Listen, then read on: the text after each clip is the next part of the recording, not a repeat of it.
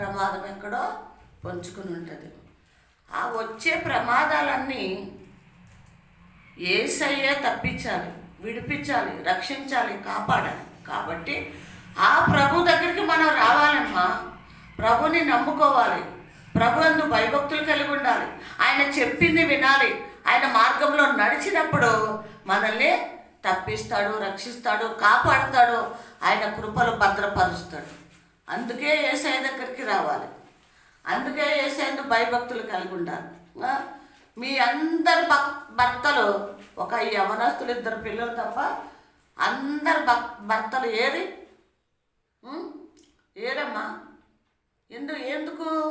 భయం లేక, వాళ్ళకి మారు మనసు లేక, దేవుడు అని వాళ్ళకి జ్ఞానం లేక. దేవుడు ఎక్కడున్నాడు అంటాడంట జ్ఞానం లేనోడు, బుద్ధి లేనోడు. అలాగా ఇళ్లల్లో కాలయాపన చేసుకుంటూ, లేకపోతే ఆదివారాలు పనికి వెళ్ళిపోతూ, అక్కడ ఒక అడుగు, ఇక్కడ ఒక అడుగు, దెయ్యాల్ని నమ్మినట్టు దేవుణ్ణి నమ్మట్లేదు ఈ రోజుల్లో. ఏమ్మా? దెయ్యాల దగ్గరికి వెళ్ళినట్టు దేవుని దగ్గరికి రావట్లేదు, సజీవుడైన దేవుడి దగ్గరికి.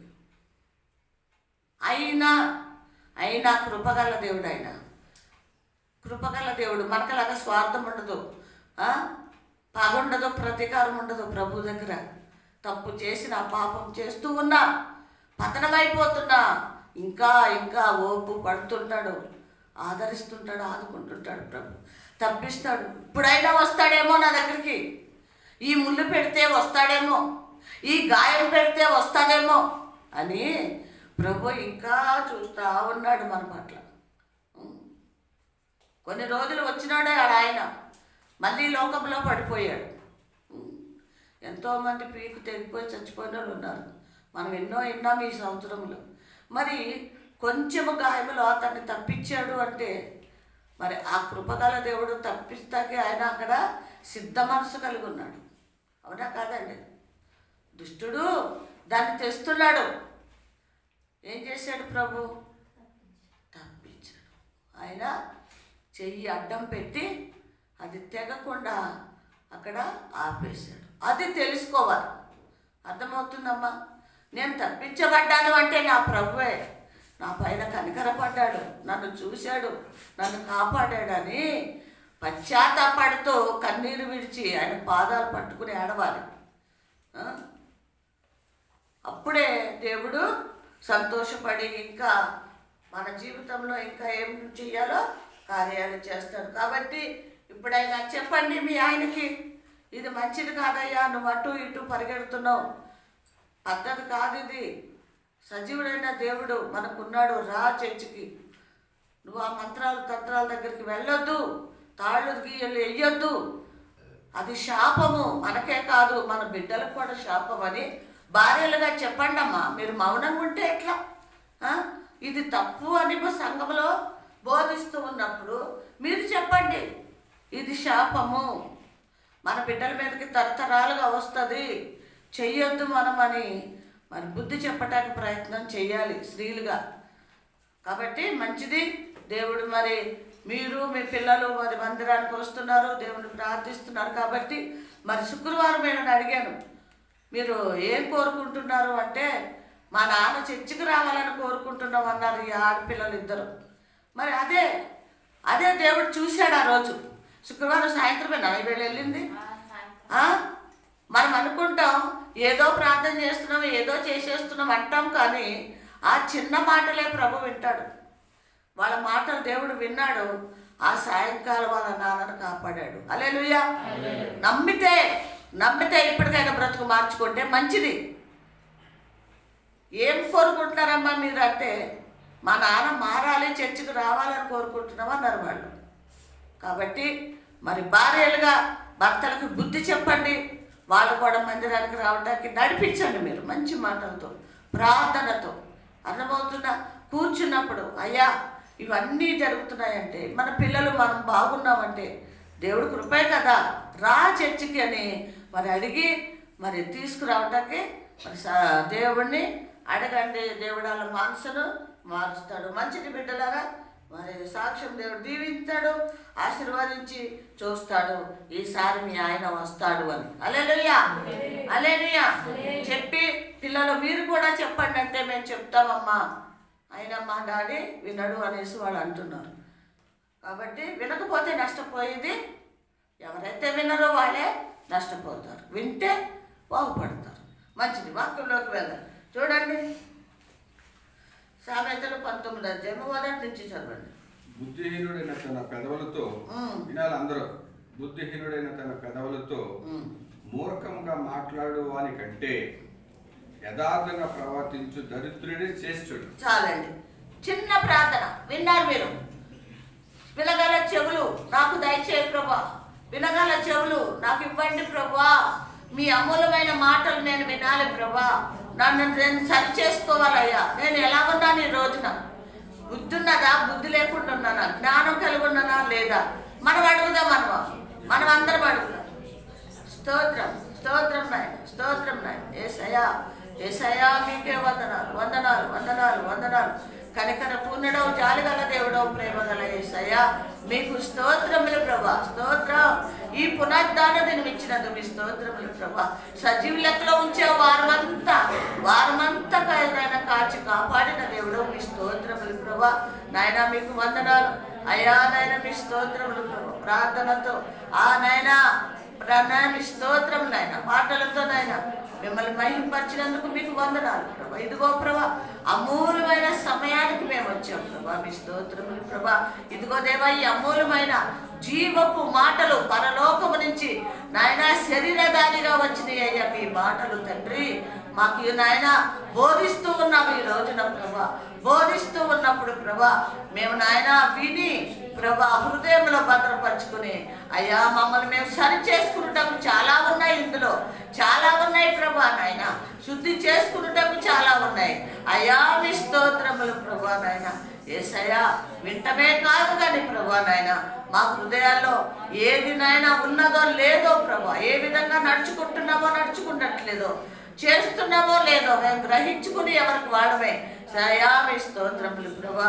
నాయన మీ మార్గంలో నడుస్తూ మీ మాట విని మీ మా నాయన మీ కృపలో భద్రపరచబడుటకు సిద్ధపడుటకు మీ కృప మాకు దయచేయమని యేసయ్య నామములో ఈ బలహీనురాలు బట్టి దాన్ని అయ్యా మీ స్తోత్రములు ప్రభా. యేసయ్య పరిశుద్ధాత్మతో నాలుకలుగా విభజింపచేసి ప్రభా, శక్తివంతమైన ఆత్మతో నింపండి, అగ్ని అభిషేకముతో ప్రభా అయ్యా సిద్ధపరిచి అయ్యా నేను మీకు వందనాలు ప్రభా. మీ మాటలు హృదయంలో దాచుకున్నటకు కృప దయచేయమని నన్ను నేను నాయనా తగ్గించుకుని మీ శిలువ చాటున మరుగుపరుచుకొని మీ మాటలు మాత్రమే వినుటకు కృప దయచేయమని యేసయ్య నామములో ప్రార్థించి అడిగి వేడుకుంటున్నాం తండ్రి, ఆమేన్. హల్లెలూయా, హల్లెలూయా. ప్రియమైన దేవుని బిడ్డలారా, అందరం కూడా మరి సరి చేసుకుందాం. ఏంటి? హృదయాలు సరి చేసుకుందాం, ఆలోచనలు సరి చేసుకుందాం. మన మనసు ఎటెటు పోతుందో, ఎక్కడెక్కడ ఆలోచిస్తున్నారేమో అవన్నీ కూడా అక్కడే విడిచిపెట్టేయాలి, గుమ్మం దగ్గరే. మన ఆలోచనలు ఎక్కడ విడిచిపెట్టేయాలి? భర్త కోసం, పిల్లల కోసం, లేదా పని కోసము, తిండి కోసము ఆలోచిస్తున్నామేమో అవన్నీ కూడా విడిచిపెట్టేసి ప్రభు మన కోసం ఏమి తెచ్చాడో, జీవపు మాటలు ఏం తీసుకొచ్చి మనతో మాట్లాడాలనుకుంటున్నాడో ప్రభు, ఆ మాటలు జాగ్రత్తగా వినాలి ప్రభా అని మనం ఆయనకి అప్పచెప్పుకుందాం. ఏం అప్పచెప్పుకుందాం? ఆత్మ, ప్రాణము, శరీరము, ఈ 3 కూడా ఆయనకు అప్పచెప్పేసి మనము జాగ్రత్తగా వాక్యం విన్నప్పుడు మనం బలపడతామమ్మ. హల్లెలూయా, హల్లెలూయా. ఏమంటున్నాడండి? బుద్ధిహీనుడైన తన పెదవులతో మూర్ఖంగా మాట్లాడు వానికి. చాలండి, చాలు. ఏమంటండి? బుద్ధిహీనుడు తన పెదవులతో మూర్ఖముగా మాట్లాడువాడు కంటే యథార్థవంతుడిగా ప్రవర్తించే దరిద్రుడే శ్రేష్ఠుడు. యథార్థంగా ప్రవర్తించే దరిద్రుడే శ్రేష్ఠుడు. దరిద్రంగా ఉన్నాడు యథార్థంగా మాట్లాడిన. హల్లెలూయా. యథార్థత ఉంది ఆయనలో, కానీ ఏముంది? దరిద్రత, పాపం. ఆయన పైన ఏమంటున్నాడు? ఎవడంటే వీడు బుద్ధిహీనుడండి.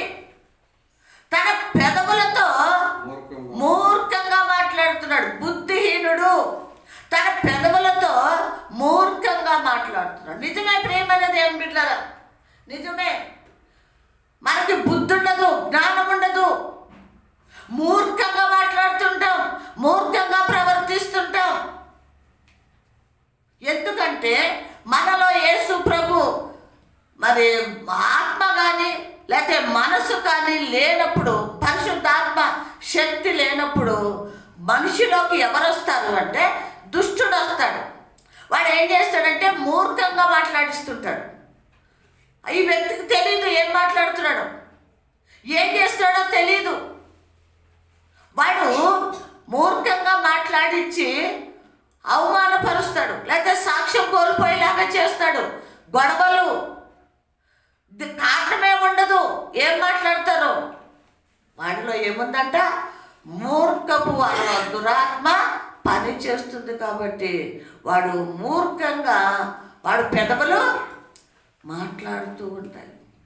కాబట్టి ప్రియమైన దేవుని బిడ్డలారా, ఈ మూర్ఖంగా మూర్ఖుడిలాగా మనం మాట్లాడకుండా ఉండాలి అంటే మనం ఎవరిని సంపాదించుకోవాలి?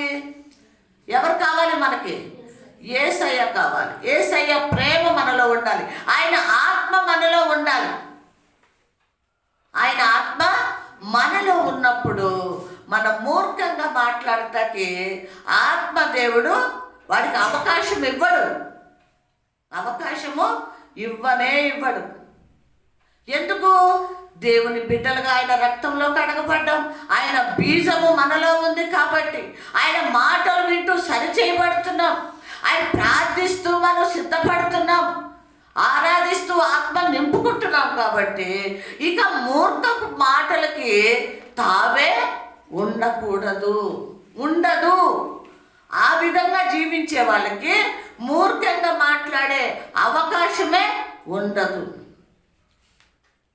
ఇలా మూర్ఖంగా మాట్లాడాడు అంటే మారు మనసు లేనివాడు, దేవుని ఆత్మ లేనివాడు, వాక్యాన్ని అనుసరించి నడవని వాడే ఈ విధంగా మూర్ఖంగా మాట్లాడతాడని మనం జ్ఞాపకం చేసుకుందాం. ఈరోజు ప్రియమైన దేవుని బిడ్డ, ఎవరిలో ఉంది ఆ మనసు? పరిశోధించుకుందాం, పరీక్షించుకుందాం. ఒకవేళ నేనున్నానా అలాగా? నేను మాట్లాడుతున్నానా? ఆ స్వభావం నాలో ఉందా అని మనం ఎవరికి వాళ్ళమే మూర్ఖంగా ఉన్నామేమో చూసుకుని సరి చేసుకునే వారంగా ఉన్నాం. ప్రభు అంటున్నాడు, ఒకవేళ నువ్వు అలా ఉన్నావా, నిన్ను వాడు శోధిస్తున్నాడా, నా బిడ్డ ఇప్పుడైనా రా నా దగ్గరికి, నీలో ఉన్న అపరాధములు ఒప్పుకొని సరి చేసుకో, సిద్ధపడు అని ప్రభువు చెప్తున్నాడు. ఇక కింద చూస్తే ఏమంటున్నాడండి? యథార్థవంతుడు ఎలా ఉన్నాడంటే అండి, యథార్థంగా ప్రవర్తించి దరిద్రుడి శ్రేష్ఠుడు. ఏమంటే యథార్థంగా ప్రవర్తిస్తున్నాడు. పాపం యథార్థంగా ప్రవర్తిస్తున్నాడు, కానీ అతని వెనకాల ఏముంది? దరిద్రత ఉంది. అర్థమవుతుందా? దేవునికి మూర్ఖతము ఇష్టమా, యథార్థత ఇష్టమా? మూర్ఖంగా ఉండటం ఇష్టమా? మూర్ఖంగా ఉన్నవాడికి డబ్బు ఉండొచ్చు, ఆస్తి ఉండొచ్చు, కానీ ఈ యథార్థంగా ప్రవర్తించే వాడికి ఏం లేదు, డబ్బు లేదు, ఆస్తి అంతస్తులు లేవు. ఒక్కటే ఉంది ఆయనకి, దేవునికి ఇష్టమైన యథార్థత ఉంది. ప్రియమైన దేవుని బిడ్డలారా, మనము మరి దరిద్రుడైన లాజర్ని మనం జ్ఞాపం చేసుకుంటే ఈరోజు లాజర్ ఎటువంటి వాడండి? యథార్థవంతుడే కానీ దరిద్రుడు. అతనిలో పాపం లేదు. అతనికి తెలిసిందల్లా ఒక్కటే, ఆకలి కొన్నాను, ఎవరన్నా రొట్టె ముక్కేస్తే తిందాము అంతే తెలుసు దరిద్రుడికి. ధనవంతుడికి, ఆ మూర్ఖుడికి ఏముంది? పైన మేడ మీద ఉన్నవాడికి మూర్ఖత్వం ఉంది కదా. వాడికి ధనం ఉంది, ఆస్తుంది, అన్నీ ఉన్నాయి, కానీ వాడిలో ఎవరు లేరు? యేసయ్య లేడు. యేసయ్య కనికరం వాడికి లేదు. ఎందుకు? మూర్ఖపు మాటలు మాట్లాడతాడు, గర్వము, అహంకారము, తాండవాడుతున్నాయి వాడిలో. కాబట్టి వాడు దేవుడికి ఇష్టడు కాదు. మరి దరిద్రుడైన ఇక్కడ మన లాజర్ని చూసుకుంటే, యథార్థవంతుడైన లాజర్ని చూసుకుంటే అతనిలో ఏ గర్వము లేకపోతే మూర్ఖత్వము పాపము ఎక్కడ కనపడలేదు యేసయ్యకి. అతను ఎక్కడున్నాడు, ఇతను ఎక్కడున్నాడు? ఎక్కడున్నాడమ్మా? ధనవంతుడు ఎక్కడున్నాడు? నరకములో ఉన్నాడు. అంటే ఇక్కడ మనం చదువుకున్న మూర్ఖుడు. కింద ఉన్న యథార్థవంతుడైన లాజరు ఎక్కడున్నాడు కదా? అబ్రహాము రొమ్మున ఆనుకుని ఉన్నట్టు మనం చూస్తున్నాం. ప్రియమైన దేవుని బిడ్డలారా, ఈరోజు ప్రభు మనతో మాట్లాడుతున్నాడు. అంచె దినాల్లో ఉన్నాం, దేవుని రాకడ దినాల్లో ఉన్నాం, దేవుని రాకడ దినాల్లో ఉన్నాం. ఆయన వచ్చాడు అంటే ఇక మనము అయ్యా ఇంకొక్క నిమిషం ప్రార్థన చేసుకుంటా, సరి చేసుకుంటా, సిద్ధపడతా అంటాక అవకాశం ఉంటుందండి? లేదు, అయిపోయింది. ఇచ్చాడు, బోల్డ్ కాలం ఇచ్చాడు మనకి. మనము ఉపయోగించుకోలేదు ఆ కాలాన్ని, సిద్ధపడలేదు. లోకమే, ఆశలే, కోరికలే, తింటమే, తాగటమే, సుఖించటమే, ఈ విధంగా జీవించేసాము. మరి ప్రభు వచ్చేటప్పటికి రాకడలో సిద్ధం లేదనుకోండి, ఏమైపోతాం? ఇక్కడే విడవబడతాం ప్రేమన్న దేవుని. కాబట్టి ప్రభు మనతో మాట్లాడుతున్నాడు. మనం ఎలా ఉండకూడదంట? మూర్ఖ స్వభావంతో, మూర్ఖ మాటలతో, మూర్ఖ ఆలోచనలతో మన జీవితాలు, మన బ్రతుకులు ఉండటానికి వీలు లేదు. ఒకవేళ నీవు దరిద్రంగా ఉన్నావా అయినా పర్వాలేదు. ఎలా ఉండు? యథార్థంగా ఉండు. ఎలా ఉండు? యథార్థంగా ఉండు. ఇక్కడ ఏమన్నాడు? యథార్థంగానే ఉండమన్నాడా కదా? యథార్థంగా వాడు మరి దరిద్రుడుగా ఉన్నాడంట. మనిషి యథార్థవంతుడే, కానీ అతనికి ఏమైంది? దరిద్రత ఉంది. ప్రియమైన దేవుని బిడ్డలు, దరిద్రంగా ఉన్నా పర్వాలేదు, తిండి లేకపోయినా పర్వాలేదు, వస్త్రాలు లేకపోయినా పర్వాలేదు, మనలో యథార్థత అన్నది మనలో ఉంటే దేవుడు చూసి ఒకరోజు కాకపోతే ఒకరోజు మనకి ఆహారం ఇస్తాడు. ఇందాక మరి మేము మాట్లాడుకుంటా, టిఫిన్ చేసుకుంటా, మరి మా బావ చనిపోయాడు, ఆయనను గుర్తు చేస్తున్నాడు వాస్తవయ్య. వాడు చాలా మంచోడు, వాడు ఎవరిని కూడా బాధ పెట్టేవాడు కాదు. వాడికి ఉన్నా లేకపోయినా అప్పు చేసైనా పెట్టేవాడు. వాడు ప్రతి సంవత్సరం పిల్లలు తీసుకుని వెళ్తే మనల్ని చూసేవాడు. ఒక్క రూపాయి కూడా నేను ఖర్చు పెట్టేవాడు కాదు, అన్నీ వాడే చేసేవాడు.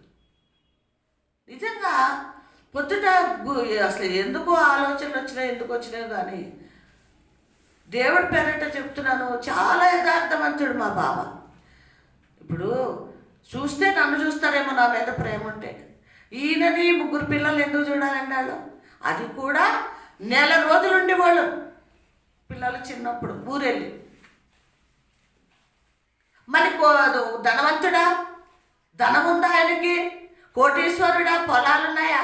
ఏమీ లేవు, ఏమీ లేవు. ఉన్న దాంట్లోనే మమ్మల్ని ప్రేమతో చూసేవాడు, యథార్థవంతుడు అని. పొద్దుట మా బావ గురించి మాట్లాడుకుని ఇప్పుడు వాక్యం చదువుతుంటే నాకు ఆశ్చర్యం అనిపించింది. అరే, యథార్థవంతుడు ఎలా ఉన్నాడంట? దరిద్రుడుగా ఉన్నాడంట. కానీ ఆయన చనిపోయినా ఈ రోజున మేము జ్ఞాపకం చేసుకుంటున్నాము అంటే కారణం ఏంటండి? ఏం సంపాదించుకున్నాడు ఆయన? యథార్థత సంపాదించుకున్నాడు. ప్రేమైన దేవుని బిడ్డలారా, చెడైనా లోకం చెప్పుకుంటుంది, మంచి అయినా లోకము చెప్పుకుంటుంది కదా. కాబట్టి ఈ చెడు లోక సంబంధమైనది. కాబట్టి మనము దేన్ని ఉపయోగించాలి, దేన్ని మనం నిర్ణయించుకోవాలి? యథార్థంగా జీవించటానికి ఉన్న దాంట్లోనే మనం యథార్థంగా ఉండాలని దేవుని వాక్యం తేటగా తెలియజేస్తుంది. ఇంకేమన్నాడండి? ఒకడు తెలివి లేకుండా మంచిది కాదు, ఒకడు తెలివి లేకుండా మంచిది కాదు, తొందరపడి నడుచువాడు దారి తప్పుకోవును. చాలండి. ఏమి లేకుండా ఉండకూడదంట. తెలివి లేకుండా మంచిది ఒకడికి తెలివి లేకుండా ఉండటం మంచిది కాదు. తెలివి కావాలి. మరీ మూర్ఖంగా ఉండకూడదు. మరీ మూర్ఖంగా ఉండకూడదు. ఏముండాలి? తెలివి కలిగి ఉండాలి. తెలివి కలిగి ఉండాలి. ఒక నడిచేటప్పుడు లేదా పని చేసేటప్పుడు ఒకటి ఆలోచించేటప్పుడు ఏం కావాలంటే అండి తెలివి కావాలి. ఇక రెండోది ఏమంటున్నాడు? తొందరపాటు చాలా పనులకి ఎలా ఉంటుంది? దారి తప్పుతారు. తర్వాత ఆ తొందరపాటు చాలా వాటికి మనము కోల్పోతాం. చాలా కోల్పోతాము తొందరపాటు వలన. అర్థమవుతుందండి? తొందరపడి ఏది కూడా చెయ్యకూడదు, మాట్లాడకూడదు, నడవకూడదు, ఏది కూడా చేయకూడదు తొందరపాటు ద్వారా. తొందరపాటు ద్వారా మీకు ఏమైనా నష్టం వచ్చిందా? మీకు ఎవరికైనా నష్టం వచ్చిందా? తొందరపడారా? ఎందులో అన్నా తొందరపడలేదా మీరు? అబ్బా మీరేనయ్యో తామాసం నువ్వు తొందరపడ్డావా? ఏ విషయంలోనన్నా ఆలోచించే చేసుకుంటావు. మీరు ఎవరు కూడా తొందరపడరు. ఏది నష్టపోలేదు మీరు. నువ్వు తొందరపడ్డావా? పడి చూసాడు. ఏమర్థమ్మా? నువ్వు కానీ మీ ఆయన కానీ తొందరపాటు ఉందా?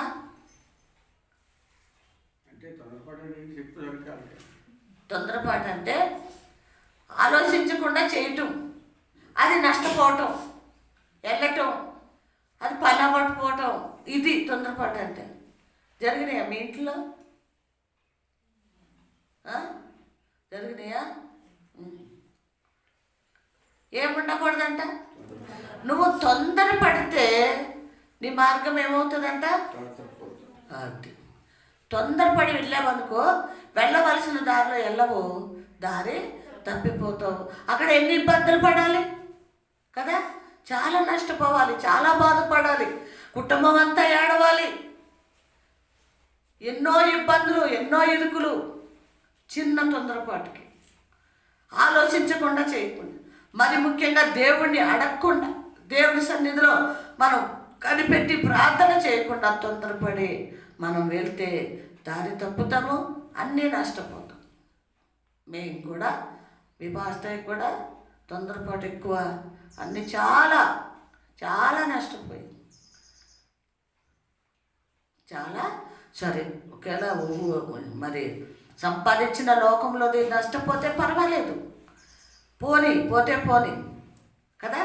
మనమే ఇక్కడ ఉండనప్పుడు అవి మనకెందుకు కదా, అక్కర్లేదు. కానీ మన తొందరపాటు వలన మన ఆత్మీయ జీవితాన్ని పాడు చేసుకోవద్దు. అర్థమవుతుందా? మన రక్షణను మనము కోల్పోవద్దు.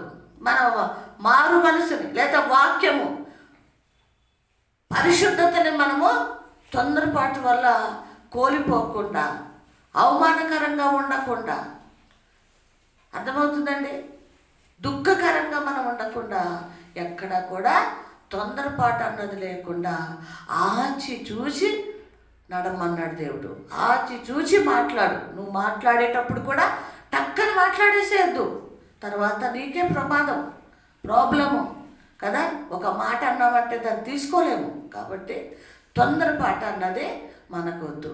నడవడి, ఒక అడుగు వేస్తున్నావు, ముందు బురద ఉందా, నేల ఆరి ఉందా, ఎలా ఉంది, జారే విధంగా ఉందా? మనం తొందరపడేసామనుకోండి, అక్కడ బురదే ఉంది, జారి కింద పడితే నడుమిరుగుతుంది.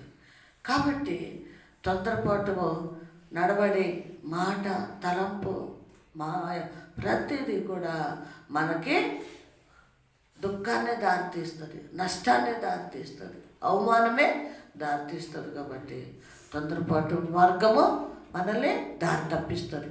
ఆ దారి తప్పించే తొందరపాటు మనకు లేకుండా మనం సరి చేసుకోవాలి. హల్లెలూయా.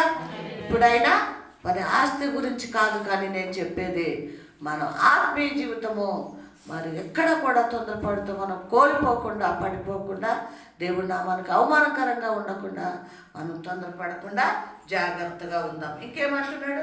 మూర్ఖత ప్రవర్తనను ఒకటి మూర్ఖత ప్రవర్తన బట్టి ప్రవర్తన తారుమారు చేయను. ఏం చేస్తుందంట? ఒక్కడి మూర్ఖత్వం బట్టి వాడి ప్రవర్తన ఏం చేస్తుందంట? తారుమారు చేస్తుంది. ఒకవేళ మనం మూర్ఖంగా ఉన్నామేమో, మన ప్రవర్తన ఏం చేస్తుందంటే తారుమారు చేస్తుంది. తారుమారు అంటే అసలు ఉండవలసింది అక్కడ ఉండదు, చేయవలసింది చేయము, తారుమారు అయిపోతుందంట. ఏంటి? ఏ ప్రవర్తన మంది? మూర్ఖ ప్రవర్తన. మూర్ఖ ప్రవర్తన. ఒకడి జీవితం ఏమైపోతుందంట? తారుమారైపోతుంది. తారుమారైపోతుంది. కాబట్టి ప్రియమైన దేవుని బిడ్డలారా, ఇంకా ఒకవేళ మన హృదయాలు లేకపోతే మన తలంపులు నడవడి మూర్ఖంగా ఉన్నవి, నేను ఇలాగే చేస్తాను. మూర్ఖత్వం అంటే ఏంటి? వద్దు అన్నది చేయటమే మూర్ఖత్వం అండి. మాట్లాడొద్దు అన్నది మాట్లాడటమే మూర్ఖత్వం. అర్థమవుతుందా? వెళ్ళొద్దు, ఇప్పుడు వెళ్ళొద్దు, తర్వాత వెళ్ళు కానీ అంటే అవునా సరేలే అని ఆగిపోతే నువ్వు నమ్మకస్తుడు అవుతావు. లేదు నేను వెళ్ళాలి ఇప్పుడు అంటే మూర్ఖత్వం. మూర్ఖత్వం. నష్టపోతాం మనమే. ఏమైపోతుంది అంటున్నాడు? తారుమారు అవుతుందంట. జాగ్రత్త ప్రియమైన దేవుని బిడ్డలు.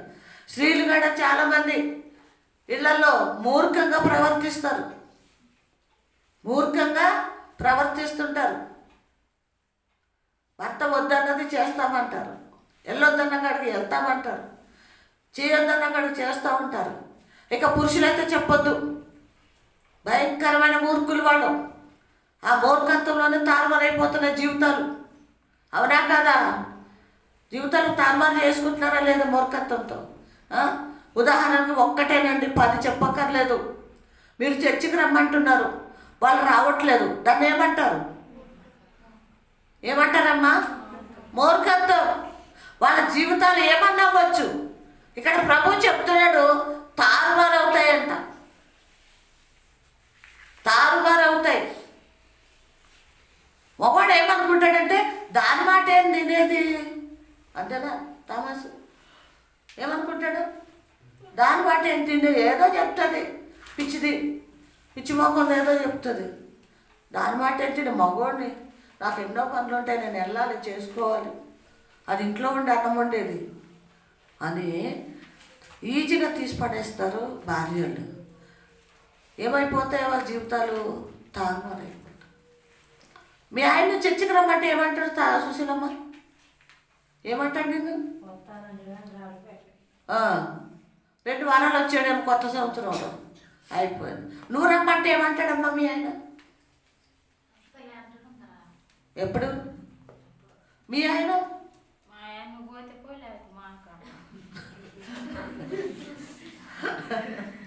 నువ్వు పోతే పోపలు పాడుకో, నన్ను బట్టి అడగొద్దు అంటాడు. మీ ఆయన వెళ్తున్నాడేమో కదా. మీ ఆయన ఏమంటాడమ్మా? అసలు ఏం చెప్పడం. అలా ఆయన ఏమంటాడు తెలుసా? వెళ్ళిన వాళ్ళు ఏం మారాడమ్మా అంటాడు ఆయన.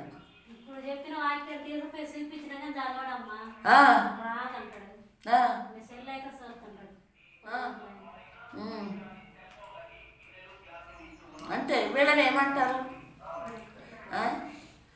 దేవుడు వద్దనుకునే మూర్ఖులు అన్నమాట. దేవుడు వద్దనే మూర్ఖులు, దేవుణ్ణి నమ్మని మూర్ఖులు కదా. ఇట్లాగా రకరకాల మూర్ఖులు.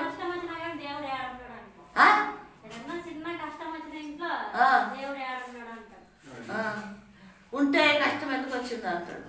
మరి అంతే, వాళ్ళకి తెలియక వాళ్ళు దుష్ట ఆలోచనలతో దుష్ట తలంపులతో ఉన్నారు. దుష్టుడు వాళ్ళలో ఉన్నాడు కాబట్టి వాళ్ళు ఇదే మాట్లాడతారు.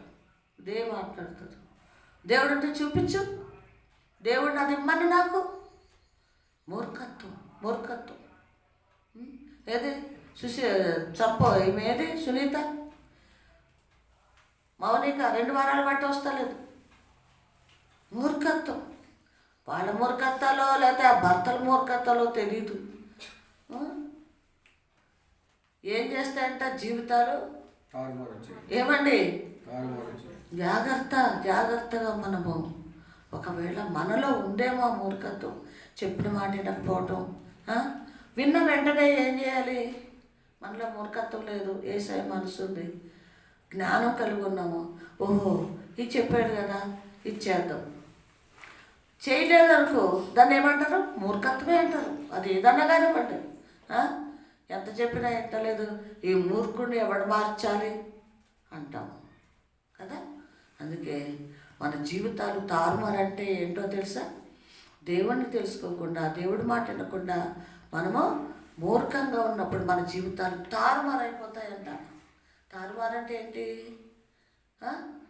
శాపం తెచ్చుకుంటాం, పాపం తెచ్చుకుంటాం, విడవబడతాం. ఆఖరికి దేవునితో సిద్ధపడి ఆయనను ఎదుర్కోము, కానీ మనం లోకంలో ఏమైపోతాం? విడవబడతాం. నువ్వు మారలేదు, మారు మనసే పొందలేదు, నీలో మూర్ఖత్వం ఉంది, నువ్వు అనుకున్నదే చేస్తావు, నువ్వు వెళ్ళాలంటే వెళ్తావు, వస్తావు, రావాలంటే వస్తావు. ఇక నువ్వు మార్పు ఎక్కడ చెందావు? నువ్వు ఎత్తబడతావా మరి అలా ఉంటే? ఏమో ఎత్తబడవు కదా, ఎత్తబడవు. కాబట్టి తారుమారు మన జీవితాలు అవ్వకుండా ఉండాలంటే ఈ రోజున ప్రభు మనతో మాట్లాడుతున్నాడు. మనము ఒకవేళ ఆ స్వభావం మనల్ని తాకుతుందేమో, రావాలని ప్రయత్నిస్తుందేమో, అది మనలోకి రాకుండా మనం ప్రభు చేతికి దాన్ని అప్పచెప్పి, ప్రభు ఒకవేళ నాలో ఉందేమో సరిచేయి ప్రభు, నన్ను గద్దించి ఆ మూర్ఖత్వం నా నుంచి తీసేయి ప్రభు అని ప్రభు దగ్గర మనం ప్రార్థన చేసుకుని మూర్ఖత్వం నుంచి దూరం అవుతాం. ఇంకేమంటున్నాడు? వాడు హృదయమున యెహోవా మీద కోపించును. ఏమంటే అట్టివాడు ఎవడు మూర్ఖములో ఉన్నవాడు ఏం చేస్తాడంట? వాడిలో ఏముంది? మూర్ఖత్వం ఉంది కాబట్టి యెహోవా మీద కోపడుతున్నాడంట, దేవుడి మీద కోపడుతున్నాడంట. మరి వీడు మూర్ఖుడు కాకపోతే ఎవడండి వీడు? అట్టివాడు యెహోవా మీద కోపించును. మరి వాడు మూర్ఖుడు కాబట్టి దేవుడు లేడంటున్నాడు, దేవుడుంటే ఇవన్నీ ఎందుకు వస్తాయి అంటున్నాడు, దేవుడుంటే అది చేయమను అంటున్నాడు. వాడు మళ్ళీ ఏం చేస్తున్నాడు? దేవుని మీద కోపడుతున్నాడు. చూసారా ఎవరి మీద కోపడుతున్నాడు? మనల్ని సృష్టించిన దేవుడి మీద, మనకి జీవం ఇచ్చిన దేవుడి మీద కోపడుతున్నాడు. అంటే వాడు ఎంత భయంకరమైన వాడు, దుష్టుడండి వాడు. వాడు యెహోవా మీద కోపడుతున్నాడంట. ప్రియమైన దేవుని బిడ్డలారా, అటువంటి భర్తల మీద అటువంటి బుద్ధి లేకుండా, జ్ఞానం లేకుండా ఉన్నారేమో, మూర్ఖులుగా ఉన్నారేమో, ప్రార్థన చేయండి, ప్రార్థన చేయండి. ప్రభువా వీడు నా భర్త మూర్ఖుడయ్యా, మాట వినడయ్యా, మిమ్మల్నే దూషిస్తున్నాడయ్యా. పాపం ఎక్కడుందో కానీ పెద్ద బుజ్జి ఇక్కడే ఆమె ప్లేస్, ఇక్కడ కూర్చొని వలా వలా వలా ఏడ్చేది. తర్వాత నా దగ్గరకు వచ్చి చెప్పేదమ్మా, దైవ సేవకులు మిమ్మల్ని తిడుతున్నాడయ్యా, అమ్మ మీ గురించి చెడ్డగా మాట్లాడుతున్నాడు నా మూర్ఖుడైన భర్త, దుర్మార్గుడు ఇట్లా అంటాడయ్యా, మిమ్మల్ని ఇట్లా అంటాడు, ఇట్లా చేస్తాడమ్మా, ఆ మూర్ఖుడు గురించి ప్రార్థన చేయమ్మా అని నా బిడ్డ. ఈ రోజున నీ మూర్ఖత్వం ఏమైపోయింది? తల్ల కిందులు చేస్తాను ఇక్కడ చెప్పాడు. అదే విధంగా నిన్ను కొట్టుకుపోయినట్టు ఎక్కడికో వెళ్ళిపోయావు నువ్వు. అప్పులు చేసేసి ఊరు కూడా నువ్వు చేరకుండా ఎక్కడికో దేవుడు నిన్ను చెదరగొట్టేశాడు. దేవుని మాట అబద్ధం అవుతుందండి? అవుతుందమ్మా? అవ్వదు. తల్ల కిందులు చేస్తానన్నాడు. అదే జరిగింది ఆ వ్యక్తి విషయంలో. అతన్ని కట్టుకున్న పాపానికి ఈమె కూడా మరి లోకంలో పతనం అయిపోయింది, పెద్ద బుజ్జి. ప్రియమైన దేవుని బిడ్డలారా, ఇప్పుడైనా మార్చండి, ఈ దుర్మార్గుడిని మార్చండి, ఈ బుద్ధి లేని వాడిని మార్చండి అని కన్నీరు విడిచి ప్రభు పాదాల దగ్గర అడిగే వారంగా ఉందాం. అదే సామెతలు 20 అధ్యాయం 7వ వచనం చదవండి, 7-8 చదువుకుందాం. యథార్థవంతుడకు నీతిమంతుని పిల్లలు వాని తదనంతరము ధన్యులగుదురు. చాలండి. మనలో ఎప్పుడైతే యథార్థంగా ఉంటామో, తల్లిదండ్రులుగా యథార్థత కలిగి ఎవరికి అన్యాయం చేయకుండా, ఎవరికి మోసం చేయకుండా, ఎవరి పట్ల మనము మరి నిందించే వాళ్ళంగా, లేకపోతే ద్వేషించే వాళ్ళంగా, కోపము అసూయ పెట్టుకునే వాళ్ళంగా మనము ఎప్పుడైతే భార్యాభర్తలుగా లేదా తల్లిదండ్రులుగా యథార్థంగా ఉన్నవాళ్ళు బిడ్డలు, యథార్థంగా ఉన్న వాళ్ళ బిడ్డలు ఏమవుతారంటే అండి, వాళ్ళ బిడ్డల మీదకి ఏమొస్తుంది? తనంతరము తదంతరము వాళ్ళు ధన్యులుగా ఉంటారు. తల్లిదండ్రులు యథార్థంగా ఉన్నప్పుడు, యథార్థత నీతి ఎప్పుడైతే తల్లిలో తండ్రిలో ఉన్నప్పుడు వాళ్ళ పిల్లలు తనంతరము ఎలా ఉంటారంట? ధన్యులవుతారు. ప్రియమైన దేవుని బిడ్డరా, అయితే మనము ఈ రోజున మనం జ్ఞాపం చేసుకుని ఆ విధంగా నేను ఉన్నానా ప్రభా, లేకపోతే లేకపోతే ఈ రోజు నుంచి నేను ఉంటాను ఎలాగా? ముందు యథార్థత, తర్వాత నీతి. నీతిగా యథార్థంగా ఉన్న వాళ్ళ పిల్లలు తనంతరం ఎలా ఉంటారంట? ధన్యులవుతారు. దేవుడు వాళ్ళని ఎలా ఉంచుతాడు? వాళ్ళకి ధన్యత ఇస్తాడు, ఆశీర్వాదిస్తాడు, దీవిస్తాడు, ఆయన బిడ్డలకు మంచి భవిష్యత్తులు ఇస్తాడు. అర్థమవుతుందండి? వాళ్ళ జీవితాలు బాగుంటాయి, వాళ్ళని ఆశీర్వాదిస్తాడు బిడ్డలు. కాకపోతే తల్లిదండ్రులుగా మనం ఎలా ఉండాలి? యథార్థంగా ఉండాలి. రెండోది నీతిమంతులుగా ఉండాలి. యథార్థంగా ఉండాలి, నీతిమంతులుగా ఉన్నప్పుడు మన బిడ్డల మీద దేవుడు తనంతరం ఏం చేస్తాడంట? ఆయన ధన్యత ఇస్తాడు. కాబట్టి ప్రియమైన తల్లులారా, మీ బిడ్డలు ఎదుగుతూ ఉన్నారు, మీ ముందున్నారు, మీ కళ్ళ ముందు. మరి మీ జీవితాలు ఎలా ఉన్నాయి? తండ్రిగా ఎలా ఉన్నాడు అతను? దేవుని యందు యథార్థత కలిగి ఉన్నాడా? నీతి కలిగి ఉన్నాడా? తల్లిగా బిడ్డల కోసం కన్నీటితో ప్రార్థన చేస్తుందా? మొరపెడుతుందా? ఏం చేస్తుంది తల్లి? ఈరోజు జ్ఞాపం చేసుకుందాం ప్రియమైన దేవుని బిడ్డ. తండ్రి తప్పితాలు చేసినా, పాపము చేసినా, దారి తప్పుతున్నా ఆ శాపము పిల్లల మీదకి వస్తుంది. వాక్యం చెప్తుంది. ఇదే సామెతల్లో ఉంది ఆ మాట. తల్లిదండ్రులు చేసిన పాపము బిడ్డల మీదకి శాపముగా వస్తుంది తరతరాలుగా. కాబట్టి మార్పు చెందడానికి ప్రయత్నించాలి, మారు మనసుతో ప్రార్థించాలి, కడుగేసుకోవాలి. ఇది తప్పు అని వాక్యము చెప్పుతున్నప్పుడు మనము చెప్తుందిలే పాస్తం అదే అని నువ్వు మూర్ఖంగా ఉంటే శాపం తప్పకుండా వస్తుంది. లేదు, ప్రభు కదా మాట్లాడుతున్నాడు, అయితే నేను కడుక్కోవాలి, నేను ఒప్పుకోవాలి నా పాపమును, నా శాపముని. నా బిడ్డల మీదకి ఏమి రావద్దు? శాపము రావద్దు, నష్టం రావద్దు నా బిడ్డలకి. నేను జాగ్రత్తగా ఉండాలి, నేను మారు మనసు పొందుకోవాలి, నీతిగా జీవించాలి, యథార్థంగా ఉండాలి, యథార్థంగా ఉండాలి. ప్రభు మందిరానికి గబగబా పరిగెత్తుకుని వస్తే ప్రభు మాట్లాడతాడా? ఇంట్లలో నిర్లక్ష్యంగా ఉంటే మాట్లాడతాడా? మనతోటి మనము ఏం చేయాలి? యథార్థంగా ఇవాళ ఆదివారం ప్రభు దగ్గరికి వెళ్ళిపోవాలి. అవునా కాదా? అది యథార్థత. ఇక నీతి, ప్రభు మనల్ని నీతిగా జీవించమంటున్నాడు. మనలో ఏముండాలి? నీతి కలిగి, అవినీతి నుంచి విడిచిపెట్టి నీతిని అనుసరించి మనం నీతిగా ఉన్నప్పుడు మన బిడ్డల జీవితాల్లో ఆయన ఏం చేస్తాడంట? తరంతరము వాళ్ళని ధన్యులుగా ఉంచుతాడు.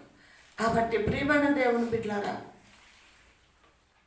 మనము ఎలా ఉన్నామో, మన భర్త ఎలా ఉన్నాడో ఈరోజు జ్ఞాపం చేసుకొని వాళ్ళ కోసం కన్నీరు కార్చండి, ఏడవండి, రొమ్ము కొట్టుకోండి, ఉపవాసం ఉండండి.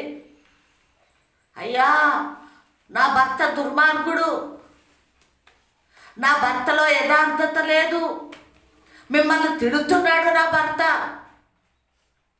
కాబట్టి నా పిల్లల మీదకి శాపం వస్తుంది, పాపం వస్తుందయ్యా, నా బిడ్డలు ఏమైపోతారో కనికరించి ఈ దుర్మార్గుడిని మార్చండి ప్రభా, మారు మనసు లేని వాడిని మార్చు ప్రభా,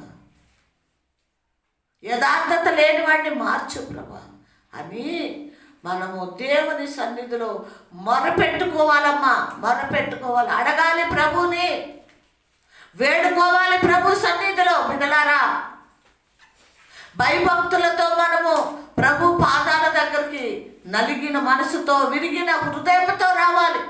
ఏదో వచ్చాము కాసేపు కూర్చుని వెళ్ళిపోతే నీ జీవితంలో ఏ కార్యము దేవుడు చేయడు. ఏది యథార్థత, ఏది నీతిగా ఎక్కడున్నావు, నీ రక్షణ ఎక్కడ కాపాడుకుంటున్నావు, ఇది ప్రభు అడుగుతాడు. కాబట్టి ప్రియమైన దేవుని బిడ్డలారా, మన బిడ్డల జీవితాలు బాగుండాలి అంటే భర్తల మార్పు కోసము మీరు ప్రార్థన చేయండి, వాళ్ళకు గద్దించండి. అన్ని విషయాల్లో గొడవలు పడతారు కదా మీరు, ఈ విషయంలో ఎందుకు గొడవ పడరు? ఏమ్మా, తిండి విషయంలో, బట్టలు కొనుక్కునే విషయంలో, ఎక్కడికో వెళ్ళే విషయంలో గొడవ పడతారే, మరి ముఖ్యమైన మారు మనసు మందిరానికి వచ్చే విషయంలో ఎందుకు గొడవ పడరు? భర్తల మీద ఎందుకు చెప్పరు వాళ్ళకి మీరు?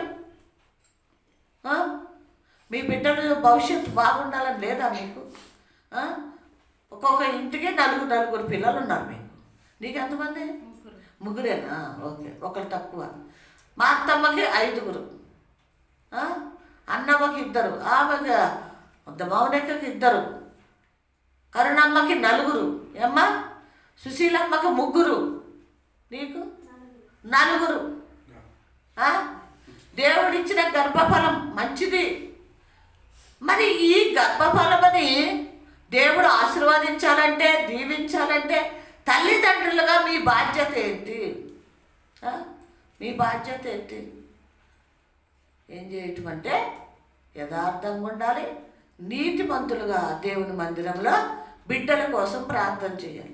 ఎంతమంది సరే పగలు పనులకు వెళ్ళిపోతారు కదా, సాయంత్రము బిడ్డల కోసము, కుటుంబం కోసం ఎంతమంది ప్రార్థన చేస్తారు? చేస్తారా అందరూ? చేస్తారా? ఎంతసేపు చేస్తారా? 5 నిమిషాలు చేస్తారా? 20 నిమిషాలు. నువ్వు సుశీలమ్మ చాలాసేపు చేస్తావు. నువ్వు 10 నిమిషాలు చాలు.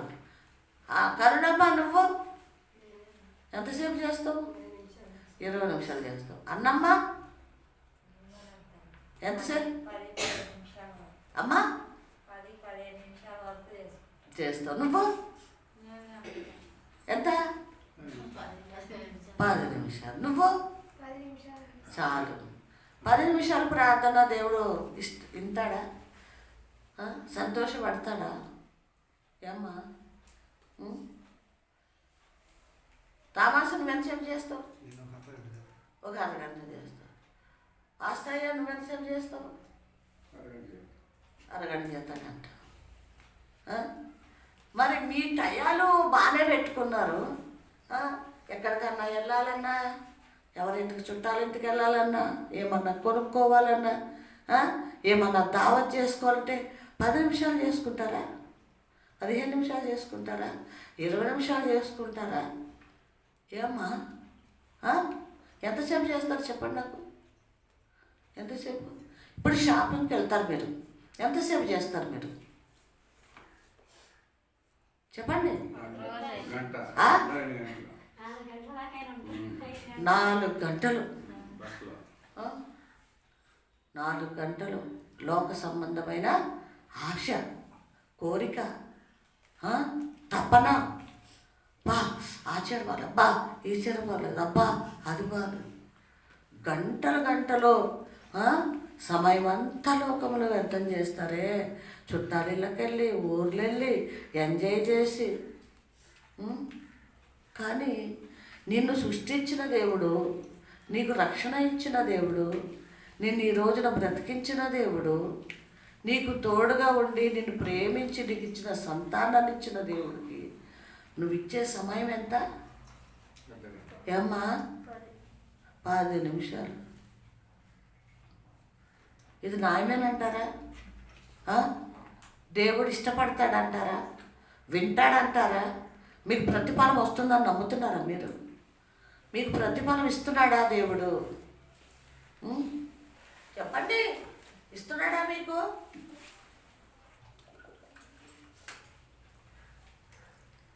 ఏదో వాస్తవం చెప్పింది, ప్రార్థన చేసుకోవాలన్నది, అందుకే చేస్తున్నాం. ఎంత నా అన్యాయం అండి ఇది! ఎంత దుఃఖ పెడుతున్నారు దేవుడిని, ఎంత బాధ పెడుతున్నాం. సరే, ఆ 10 నిమిషాలు ఏం చేస్తారు ప్రార్థన? ఆ 10 నిమిషాల్లో ఏం చేస్తారు? ఏ అంశం చేస్తారు మీరు? ప్రార్థన చేస్తావు. ఓకే, నీ సంగతి నువ్వు?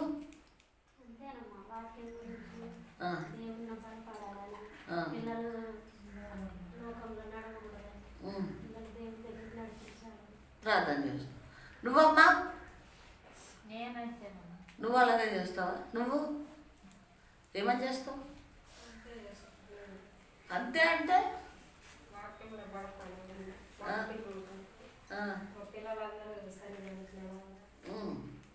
అన్నమ్మా, ఇంకా ఇంకేమని చేస్తావు కన్నమ్మా? ఇంకేమని చేస్తావు? ప్రార్థన చేస్తావు. అన్నమ్మా, నువ్వు కూడా అదే చేస్తావు. నువ్వు మౌనిక?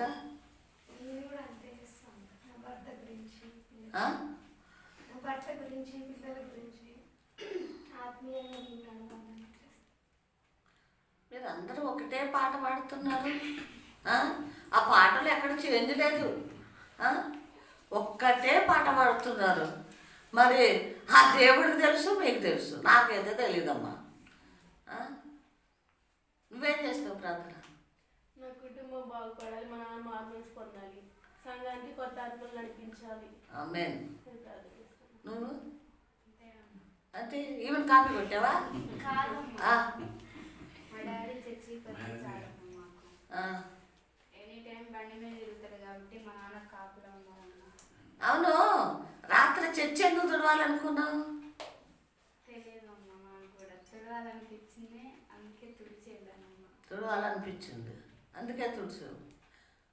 నాకేం డౌట్ వచ్చిందంటే, శుక్రవారం మీ నాన్నకి తెగింది కదా, ఆ విషయంలో వచ్చి ఏమన్నా చర్చి తుడిచావేమో అనుకున్నాను నేను. మీ నాన్నకి తెగిందనా? మరి నేను అడిగితే ఆ మాట చెప్తలేవు నువ్వు.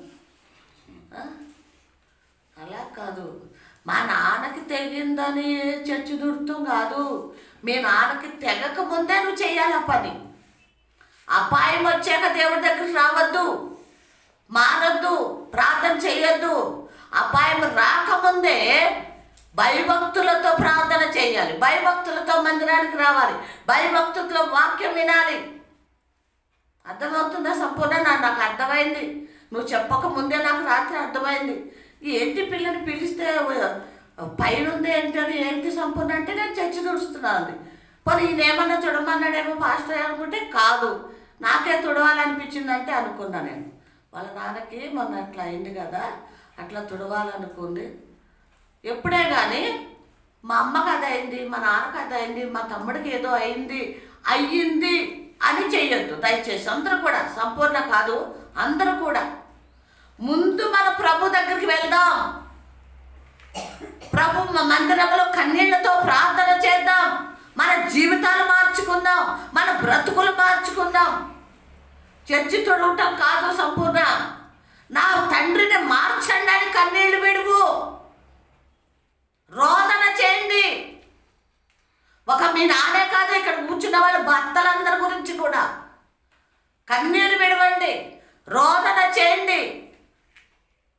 మందిరానికి ఎందుకంటే రావటము మన జీవితాలు మార్చుకుని, మన బ్రతుకులు మార్చుకుని, లోకం నుంచి వేరుపరచబడి ప్రభు దగ్గర ఉండటానికి, మన బిడ్డలు మార్పు చెందటానికి, బిడ్డలు ఆశీర్వదింపబడటానికి, భర్తలు మారి మందిరానికి రావటానికే ప్రార్థన, ఉపవాస ప్రార్థనలు కూడా. అందుకే అర్థమవుతుందా?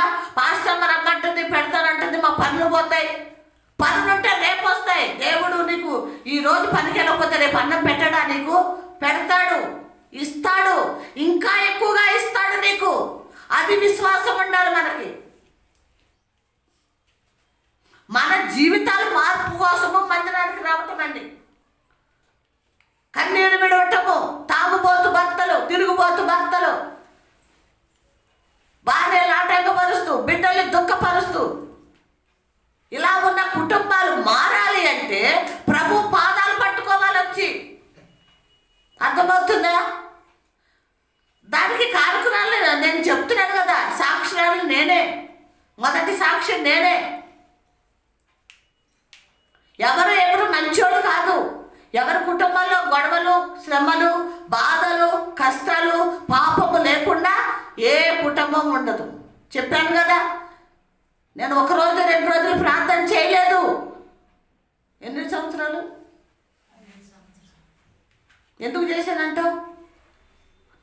ఎందుకు చేశానండి?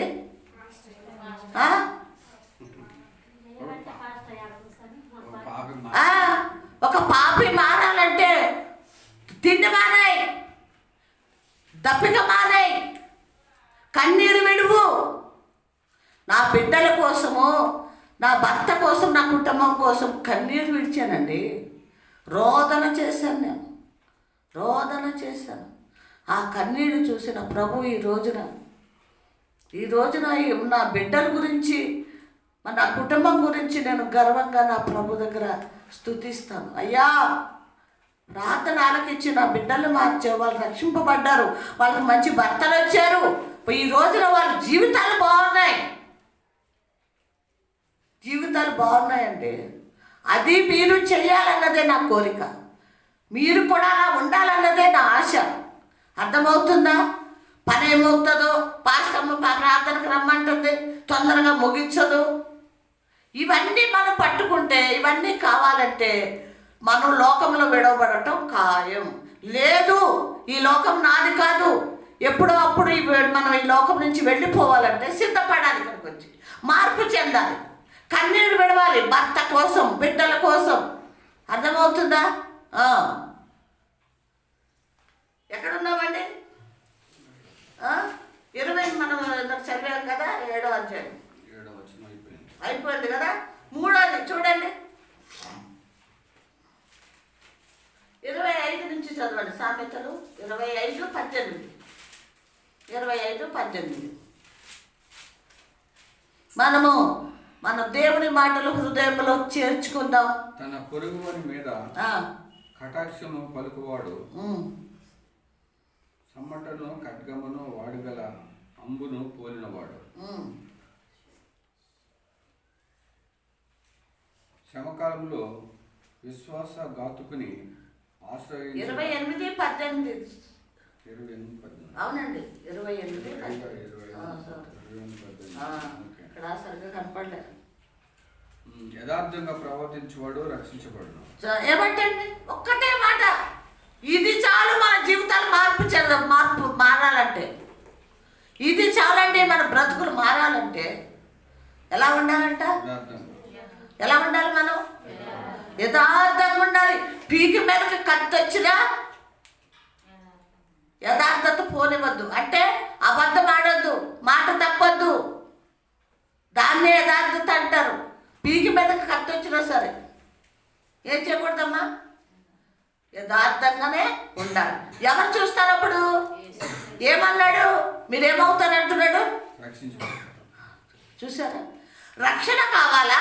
మాట తప్పి మనం అక్కడ ఆ క్షణంలో మనం ఆ మాటను తప్పించుకుని, అమ్మయ్య తప్పించుకున్నా నేను. ఎలా తప్పించుకున్నావు? అబద్ధం ఆడి. అవునా కదా? ఇప్పుడు యథార్థత లేదు, ఏదో అడిగాడు, తప్పించుకుంటే అబద్ధం ఆడేమో. రక్షణ కలుగుతుందా మనకి? రక్షణ వస్తుందా? రాదు. ప్రేమన్న దేవుని బిడ్డలారా, ఎప్పుడైతే యథార్థంగా ఉంటామో, ఏ లోటుపాట్లు వచ్చినా, ఏ శ్రమలు వచ్చినా, ఏ అవమానాలు వచ్చినా, నిందలు వచ్చినా, దూషణ వచ్చినా, నిన్ను నీ భర్త ఎన్నో రకాలుగా తిడుతున్నాడు, నీ మీద నిందలేస్తున్నాడు. ఇవి భర్త ఎక్కువ చేస్తాడు, అవన్నీ నాకు తెలుసు. నేను అంటా ఉంటాడు, నువ్వు అబద్ధం ఆడతావు, చర్చికి వెళ్తావు, కానీ నువ్వు అది చేస్తున్నావు ఇది చేస్తున్నావు అనుకోని దుష్టుడు కాబట్టి, దుష్ట సంబంధం కాబట్టి మాట్లాడుతుంటాడు.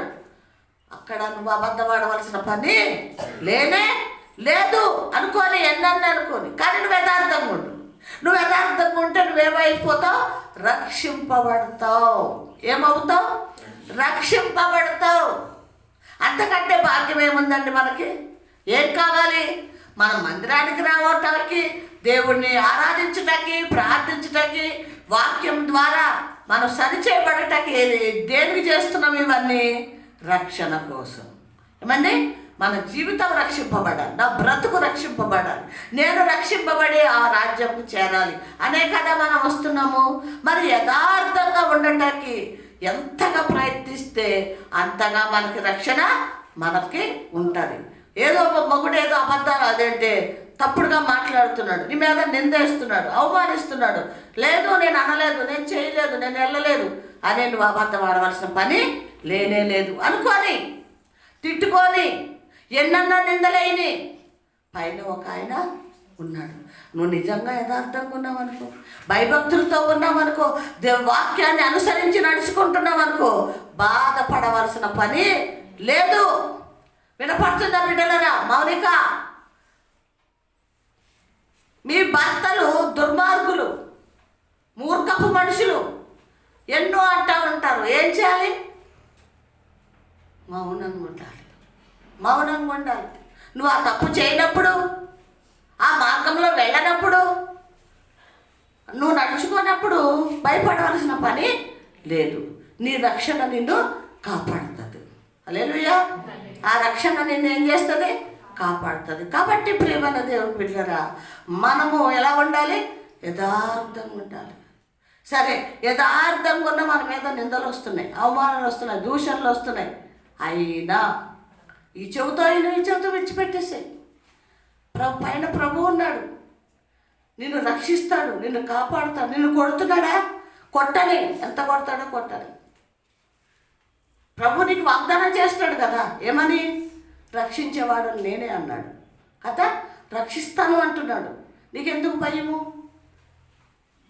మాట తప్పటాకే వీలే లేదు. యథార్థంగా ఉండు, యథార్థంగా ఉండమని వాక్యం తేటగా తెలుస్తుంది. ఇంకేమంటున్నాడు? మూర్ఖ ప్రవర్తన గలవాడు హఠాత్తుగా పడిపోవు. ఏమంటండి? ఎవడైతే మూర్ఖంగా చెప్పినా వినట్లేదు అనుకోండి, ఈ మొగుడు మరీ మూర్ఖుడు, అవి మొగుడు కూడా మూర్ఖుడు. ఈరోజు దేవుడు మన గురించి, దేవుడి గురించి మాట్లాడుతున్నాడు, మూర్ఖుడు గురించి మాట్లాడుతున్నాడు. ఇగో ఈ మొగుడు ఒక మూర్ఖుడు. ఏమవుతాడంట? ఏమవుతాడు? కానీ వాడికి తెలుస్తలేదు. ఇప్పుడు నేను మూర్ఖుడిని, మూర్ఖపు మాటలు మాట్లాడుతున్నాను, నా భార్యను అనుమానిస్తున్నాను, నా భార్యను ద్వేషిస్తున్నాను, కొడుతున్నాను, ఈ మూర్ఖంగా నేను ఉంటే ఒకరోజు పడిపోతానేమో, దేవుడు నన్ను శపిస్తాడేమో, తీసేస్తాడేమో అన్న భయము ఆ మూర్ఖుడికి రావట్లేదు. అర్థమవుతుందమ్మా? ఏమవుతాడంట మూర్ఖుడు?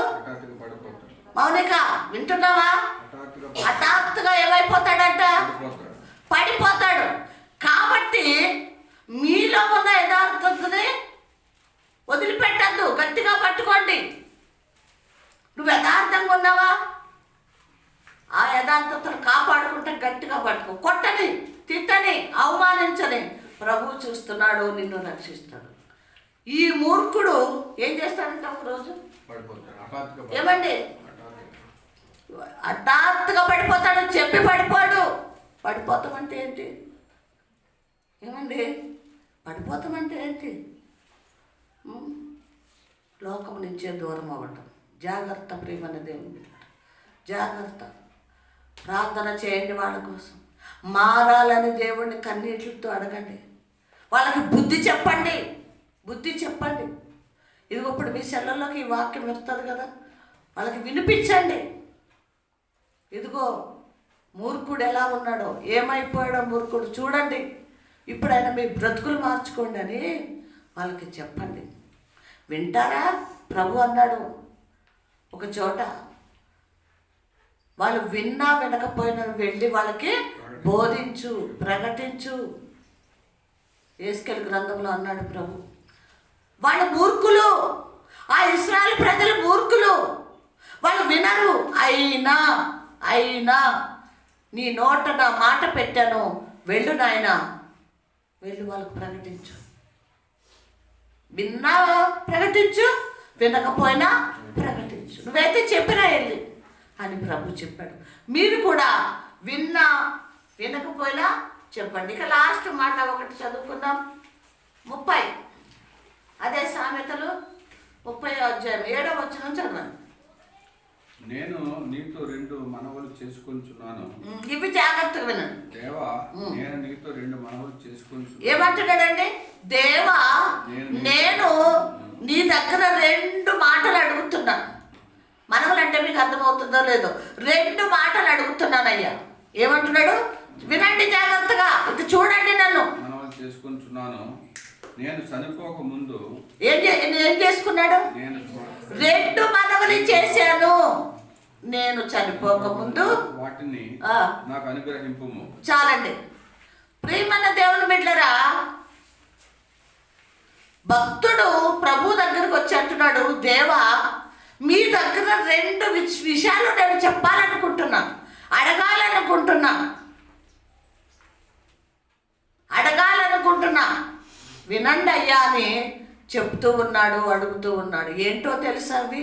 నేను చనిపోక ముందు ఏమంటున్నాడు? నాకు అనుగ్రహించి. ఏంటవి 2? వ్యర్థమైన వాటిని, అబద్ధములను నాకు దూరంగా నుంచుము. ఏమంటండి? ఏమన్నాడు? వ్యర్థమైన వాటిని, వ్యర్థమైన వాటిని, అబద్ధములు నాకు దూరంగా ఉంచు. ఏమంటున్నాడండి? యథార్థమైన వాటిని, వ్యర్థమైన వాటిని, అబద్ధములు నాకు దూరంగా ఉంచు.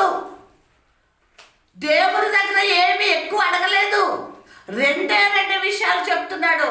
అయ్యా, నేను ఇది అడుగుతున్నాను, నా నుంచి దూరం చేయండి. ఏంటవి? వ్యర్థము, అబద్ధము. అర్థమవుతుందా మీకు? ఏమడుగుతున్నాడు? మళ్ళీ చెప్పండి మీరు. నేను వ్యర్థమైన మాటలు మాట్లాడకుండా, అబద్ధములు ఆడకుండా, అవిని వాటిని నాకు దూరం చేయి. నేను వ్యర్థంగా మాట్లాడకుండా, అబద్ధాలు ఆడకుండా, వాటిని నాకు దూరము చేయండి. ఎవరిని అడిగాడు ఆ మాట? మరి మనమేం అడుగుతాం? మనము కూడా ఈ మాటలే అడగాలి. ప్రార్థనలో మోకరించినప్పుడు, యేసయ్యా, నేను 2 విషయాలు అడుగుతానయ్యా, 2 విషయాలు అడుగుతాను, మరి ముఖ్యమైనవి. ఏంటవి? వ్యర్థమైన మాటలు నా నోట రాక, అబద్ధాలు నా నోట రాక, అవి దూరం చేయండి. ఇక చేయండి. 2వది, పేదరికమునైనను ఐశ్వర్యమునైనను నాకు దయచేయకుము. ఏమంట?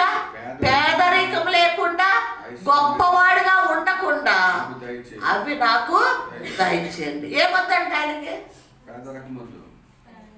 పేదరికం అంటే ఏంటి?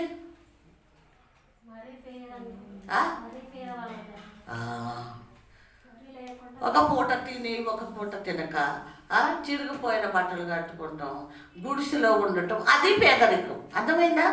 పేదరికం అంటే అది వద్దు. మరి గొప్పదానిగా నేను ఉండక్కర్లేదు. ఏమంటే గొప్పదానిగా కూడా వద్దు. ఈ 2 విషయాలు ఉంటే ఏమైపోతాను? ఇప్పుడు చదవండి, ఏం జరుగుతుంది? దయచేయకుము, తగినంత ఆహారం నాకు అనుగ్రహింపు. ఏమంటే తగినంత ఆహారం నాకు అనుగ్రహింపు. ఆకలి కొని పేదరికంగా ఉంచొద్దు, కానీ నాకు ఎంత ఆకలి కొంటానో అంతే ఆహారం నాకు దయచేయి. అంతే ఆహారం. మన కడుపుకి ఎంత పడుతుందో అంతే తింటామా? ఎక్కువ తింటామా? ఎంత కదా. బిర్యానీ అయినా, చికెన్ కూర అయినా, మటన్ కూర అయినా కడుపు నిండా తింటాం. ఇక్కడ భక్తుడు అదే అడుగుతున్నాడు, నాకు తగిన ఆహారము నాకు అనుగ్రహించండి, దయచేయండి. నాకు ఎంత తింటానో అంతే నాకు ఇవ్వండి. ఇంకేమన్నాడండి? తగినంత ఆహారం నాకు అనుగ్రహింపుము. ఎక్కువైన ఎడల నేను కడుపు నిండిన వాడినై నిన్ను విసర్జించి యెహోవా ఎవడని అందునేమో. చాలండి.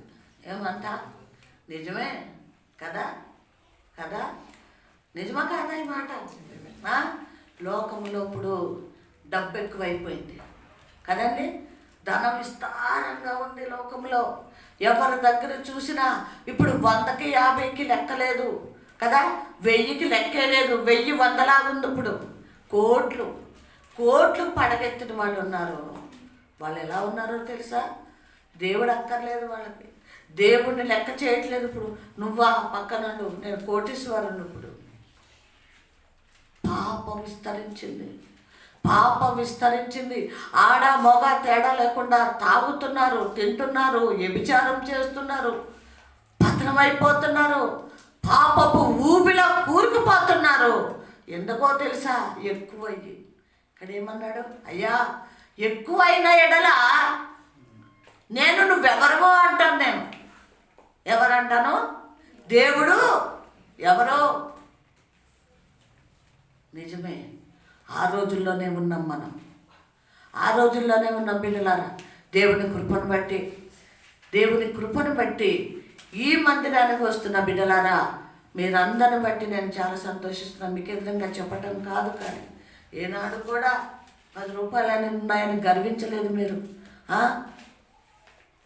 డబ్బు ఉందని అహంకారంతో లేరు. కాస్ట్లీ వస్త్రాలు కట్టుకుని నగలేసుకుని గర్వంగా ఉందాం. దేవుడు ఎవరులే, ఏం చర్చికి వెళ్తాంలే అన్నది మీకు దేవుడు పెట్టలేదు. దేవునికి మహిమ కలుగును గాక. 10 సంవత్సరాలు బట్టి అలాగే ఉన్నారు మీరు. హల్లెలూయా, హల్లెలూయా. ప్రేమన దేవుని బిడ్డరా, ఆ ధనవంతుల్లో మీరు కలవలేదు, ఆ గొప్ప వాళ్ళలో మీరు కలవలేదు కదా, ఆస్తి పనుల్లో మీరు కలవలేదు. ఒకవేళ కలిసి ఉంటే దేవుడు నాకు మిమ్మల్ని అప్పచెప్పేవాడే కాదు. దేవుడికి ముందే తెలుసు, ముందే తెలుసు బిడ్డలారా, ఎంత కావాలో మీరు అంతే కోరతారని, ఆ విధంగానే భయభక్తులతో ఉంటారని, జాగ్రత్తగా ఉంటారని, కృతజ్ఞత కలిగి ఉంటారని దేవునికి ముందే తెలిసి అన్నీ తీసేసి, మీ పాస్టైట్ అన్నీ తీసేసి, దేని మీద నాకైతే ఎప్పుడూ లేదండి దేవుడి కృపను బట్టి. నేను చిన్నప్పటి నుంచి పేదరాల్ని, లేనిదాన్ని, కింద నుంచి వచ్చిన దాన్ని, కష్టపడి వచ్చిన దాన్నే నేను. అందుకే ప్రభు నన్ను పట్టుకున్నాడు. బిడ్డలారా, దేవుడికి సమస్తం తెలుసు. నా బిడ్డకి కష్టమేంటో, ఆకలేంటో, దుఃఖమేంటో, బాధ ఏంటో తెలుసు నా బిడ్డకి. ఈ బిడ్డని ఏర్పరచుకుంటే ఇగో ఈ ఆత్మల్ని కాస్తుంది, ఈ ఆత్మల్ని పోషిస్తుంది, నడిపిస్తుంది నా కుమార్తెని.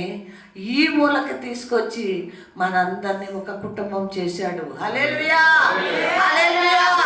ఒకవేళ నాకు ఏ బంగారమో లేకపోతే ఆస్తులో, ఊర్లలో లేకపోతే బిల్డింగ్లో ఉన్న ఎడల నేను పని చెయ్యకపోతేనేమో, ఇక్కడ అన్నాడు భక్తుడు, అయ్యా ఎక్కువ అయిన ఎడల నేను ఏం చేస్తానంటున్నాడు.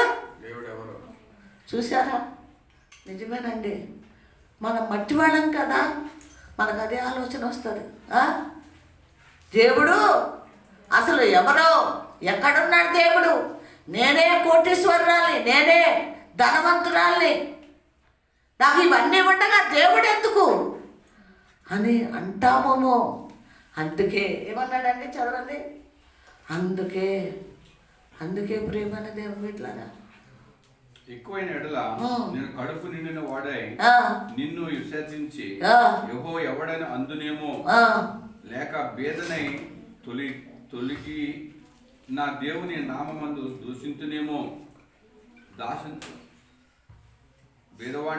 బేదనై తొలిగి నా దేవుని నామమును దూషించునేమో. ఏమంటండి? తొలగిపోయి మళ్ళీ పేదవాడైపోయి దేవుడిని నేను దూషిస్తానేమో. ఏం చేశాడు దేవుడు? ఇదిగో నన్ను దరిద్రుని చేశాడు, కట్టుకుంటానికి బట్టలేదు, తింటానికి తిండలేదు, నా బిడ్డలు ఆకలితో అల్లాడుతున్నారు, ఏం చేశాడు దేవుడు అని దూషిస్తానేమోనయ్యా నిన్ను నేను. అందుకే పేదరికంలో ఉంచొద్దు, గొప్ప ధనవంతుడు ఐశ్వర్యంగా ఉంచొద్దు. ఎంత కావాలో ఎంత కావాలో. ఇప్పుడు మనకి ఎంత కావాలో అంతే ఉంది కదా. మీరేమన్నా బాధపడుతున్నారా చెప్పండి? ఆహారం విషయంలో, వస్త్రం విషయంలో, ఉండే విషయంలో ఎక్కడన్నా బాధపడుతున్నారా? లేదు. నాకు తెలుసు సంగతి. ఎందుకంటే ఎప్పటికప్పుడే మీకేం కావాలో దేవుడు ఇస్తున్నాడు కదా. మీకేం కావాలో, మిమ్మల్ని మీ పిల్లలు ఎలాగా బ్రతికించాలో, నడిపించాలో, తృప్తిపరచాలో అన్నీ ఆయన సమకూరుస్తున్నాడు. హల్లెలూయా. సమకూరుస్తున్నాడు. ప్రతిరోజు నేను అడుగుతున్నా ప్రభుని, ప్రభా ఆ బిడ్డలు దీవించండి, ఆశీర్వదించండి, వాళ్ళకి ఎటువంటి కొరత రావద్దు ప్రభువా, మిమ్మల్ని ద్వేషించొద్దాడు, మీ మీద కోపం రాకూడదు వాళ్ళకి అని ప్రభుని అడుగుతూ ఉన్నాను బిడ్డలారా. కాబట్టి మనకి ఏ కొదువ లేదు. ఎందుకు? ఎంతవరకు కావాలో అంతే ఇచ్చాడు. కాబట్టి దాంట్లో మనం తృప్తి పడాలి. ఏమా? దాంట్లోనే తగినంత ఆహారం కదా. మనం ఎంత తింటామో అంతే ఇమ్మని ప్రభుని అడగాలి. నాకు అయ్యా వస్త్రములు పెద్ద కాస్ట్లీ నాకు అక్కర్లేదు. నేను పొద్దుట నైట్ వేసుకుంటే పాస్టర్ కూర్చుని అరుస్తున్నాడు, నువ్వు పాత వేసుకుంటున్నావు, అది తీసేమని ఎన్నిసార్లు చెప్పాను నీకు, తీయట్లేదు నువ్వు, ఉన్నాయి కదా, ఉన్నాయి వాడుకోవచ్చు కదా అని అది ఇది అంటున్నాడు. నేను నవ్వి మౌనంగా ఉన్నాను. ఎందుకు నవ్వి ఉన్నానంటే అప్పుడు ఆయనకి చెప్పలేదు. కానీ ప్రియమైన దేవుని బిడ్డలారా, పేదరికం నుంచి వచ్చిన వాళ్ళకి తెలుస్తుంది దేని విలువైన ఆకలి విలువ కూడా తెలియాలంటే ఒకప్పుడు ఆకలిగా ఉంటేనే తెలుస్తుంది. వస్త్ర విలువ తెలియాలంటే వస్త్రహీనతగా ఉన్నప్పుడే తెలుస్తుంది కదా. ధన విలువ తెలియాలంటే లేనప్పుడే తెలుస్తుంది.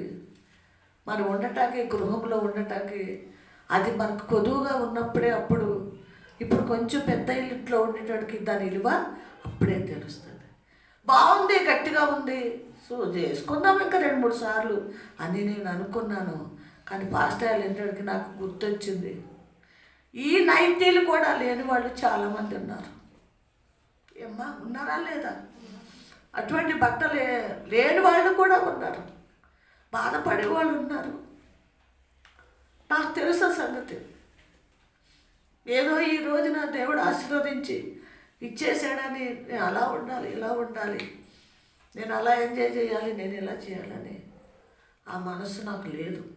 ప్రభు నాకు పెట్టలేదు. నాకు తెలుసు మొదటి స్థితి ఏంటో నాది. దేవుడు ఎక్కడి నుంచి నన్ను లేపాడో ఈ స్థితిలో నన్ను కూర్చోబెట్టాడు. మొన్న మా సహోదరుడితో కూడా అన్నాను నేను, మా తమ్ముడితో, అక్క నువ్వు పొలం పని చేసావు కదా, వెళ్ళి నాట్లు వేసావు, కోతలు కోసావు కదా అంటే, అవునరా, అవును, చిన్నప్పటి నుంచి నేను కష్టపడ్డ దాన్నే. కాబట్టి మన తల్లికి 5గురం అయినా నన్నే ఎందుకు ఎంచుకున్నాడు దేవుడు, నన్నే ఎందుకు ఏర్పరచుకున్నాడో తెలుసా మీకు? చిన్నప్పటి నుంచి నేను కష్టపడి దేవుడు ఎందుకు భయభక్తులు కలిగి ఉన్నాను కాబట్టి ఈ రోజు నాకు ఈ ధన్యత ఇచ్చాడు.